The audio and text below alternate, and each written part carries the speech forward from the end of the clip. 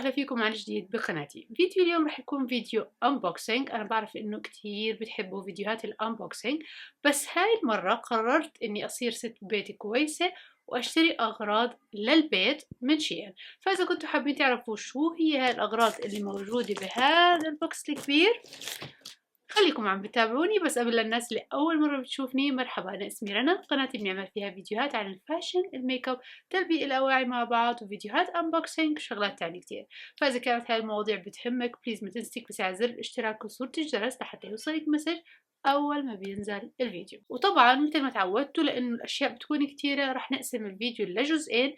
اليوم حيكون الجزء الأول، وبكرة إن شاء الله حيكون الجزء الثاني. اوكي، قبل ما نبلش في سؤال كتير خطير بدي اياكم تجاوبوني عليه، اللي هو اذا في اشياء للبيت هيك اشياء مذهبة، معالق، صحون، شوك، هل هاي الاشياء بتدخل على غسالة الصحون ولا راح تخرب؟ لانه انا صدقا ما بعرف، فعشان اذا بتخرب ابطل اشتري هيك اشياء. يلا نشوف الفيديو. اوكي، هلا انا مش كتير ست بيت شطورة، بس يعني حاولت. راح نبلش مع بعض بهذا البوكس. هذا الست اللي هو طقم بيجي فيه شوك وسكاكين ومعالق للطاولة باللون الذهبي، وهيك بيجي شكلهم. طبعا وزنهم كتير منيح، مو خفاف ولا كتير ثقال، كويسين. اللون الذهبي تبعهم حلو. بحس انه اشي كتير حلو يكون موجود عندكم طقم متكامل من نفس اللون على الطاولة. وتاني شي اخدته اللي هم هدول الميجرمنت كابس والميجرمنت سبون. دايما كنت اشكي لصاحبتي انه الاكل عندي ما بيطلع صح، مع اني بتبع الوصفة بالضبط.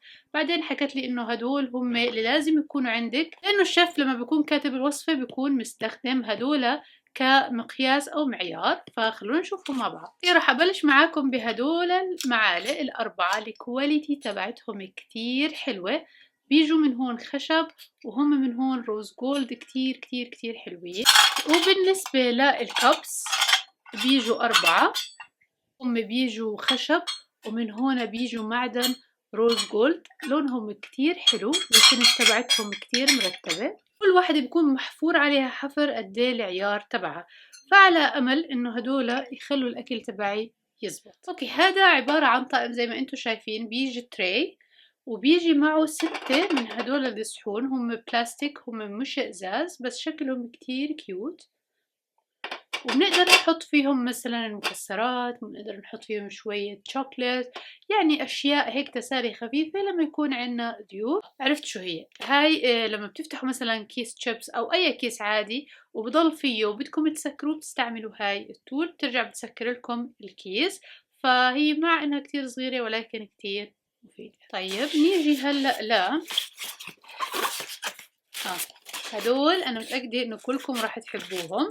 وهذا عبارة عن ست اللي بيجوا فيه هدول الثلاث قطع باللون الذهبي، كتير حلوين، منظرهم كتير حلو. فيكم تحطوهم مثلا على الرف، فيكم تحطوا مثلا كذا كتاب وعلى كل كتاب تحطوا قطعة، راح يكون منظرهم كتير حلو. وهي هيك شكلهم. كمان جبت هذا اللي هو رنر للطاولة، خليني أفرجيكم إياه. هيك بيجي شكله، انه متر وإشي، وبيجي من الطرف مثلث وفيه مثل تنسل. طبعا قماشته كتير حلوة، والنقشة هاي اللي هون كتير حلوة. طبعا رح تشوفوا هلأ كتير شغلات جبتها للطاولة لحتى يكون عندي هيك ست مرتب لطاولة الأكل. من الأشياء اللي كمان جبتها للطاولة اللي هم هدول التيبل مات اللي بينحطوا تحت الصحن، بيجي فيهم 6 قطع، واخترتهم كمان بهذا اللون علشان يمشوا أو يلبقوا مع الرنر اللي أنا اخترته. جبت للطاولة اللي هم المحارم، وهدول الرينج اللي بينحطوا بالمحارم. خلوني أفرجيكم إياهم. طبعا بيجي فيها 6، هيك شكل المحرمة، تمام. وهذا الرينج الذهبي كمان بيجي فيه 6. يعني مثلا هذه المحرمة على الطاولة، بدل ما نتركها مثل هيك نعملها مثل هيك، بتعطينا شكل كتير مرتب على الطاولة. هذا أهم إشي عندي بالدنيا اللي هو الكوستر. أنا بكره إنه حدا يشرب قهوة أو شاي أو مي أو أي كاسة تلمس أي سطح، فلهيك جبت هدول الكوسترز. طلعوا بأحلاهم. طبعا هم بيجوا بهذا الهولدر وبيجوا هم 6 قطع، كتير شكلهم حلو وفيهم هيك مثل كأنه ورق ذهبي، فحبيتهم صراحة. نيجي هلأ لهذه اللي هي قطرة مي، بس الحلو فيها هي بتيجي تقريبا لترين، بتيجي أكتر من وحدة، هم بيكونوا بقلب بعض. يعني هاي فيها كمان وحدة وستيل في كمان وحدة جوا.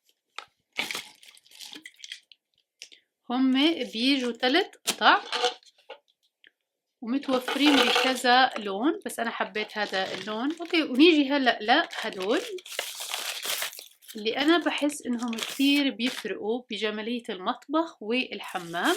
هدول 2 كونتينر للمطبخ، واحد بنحط فيه سائل غسيل الصحون والتاني بنحط فيه الصابون وبنحطه بالمطبخ. قديه رح يفرق معكم وقديه شكل المطبخ رح يكون مرتب، بدل ما نحط مثلا علب الصابون مثل ما هي او علب سائل الجلي مثل ما هي. طبعا هم بلاستيك بس هم كتير حلوين وشيك، اخترتهم اسود وذهبي حسب لون الرخام الموجود عندي، وطبعا في مثلهم للحمام رح ارجع اجيب منهم. فهدول 2 كثير حلوة. هذه عبارة عن سلة.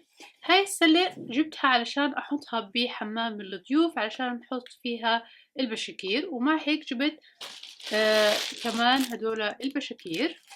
بدنا نشوفهم باللون الأبيض والأسود بس كأنهم كبار. هاي طلعت منشفة، هاي مو بشكير. أوكي، هاي مبدئيا طلعت منشفة، شكرا، أنا مخربطة. وبيجي معها بس بشكير واحد صغير. بس anyway خلينا راح ارجع اطلب كمان مرة بشاكير. بس اجمالا علشان يطلع شكل الحمام مرتب وشيك اكتر، حطوا مثل هيك سلة وحطوا مثلا فوط الحمام كذا فوطة، انا كنت مفكرتهم اكتر من وحدة بالحمام، كتير راح يفرق معكم وكتير شكله راح يطلع مرتب وشيك. وهذه السلة هيك شكلها. وبالنسبة للبشكير فهو انا شايفته ناعم، بشكير أبيض، وهذه طلعت منشفة. اوكي، هذه عبارة عن شنطة اللي هي بتحطوا فيها أكلكم، تحفظ لكم الأكل لأنه من جوا زي ما انتم شايفين تقدر تحافظ على الأكل، وهي حجمها ممتاز. صراحة ما جبتها لإلي، جبتها لزوجي بما إنه أنا ضعفانة 10 كيلو، فهو كمان قرر إنه لازم يصير ياكل أكل كويس ويضعف، فجبت له إياها. شكلها كتير إليجنت وحلوة ومرتبة سمبل بس بتقضي بالغرض، وأنا بنصحكم كتير تجيبوا إشي مثل هيك راح يساعدكم بموضوع الدايت. هذا عبارة عن مريول مطبخ. الماتيريال تبعته ما بتخلي المي تيجي على أواعيكم. قد ايه ضروري يكون عندنا هذا الاختراع بالبيت، فحبيت أجيب واحد لإلي. يعني أنا جنبي صار في فوضى. أوكي،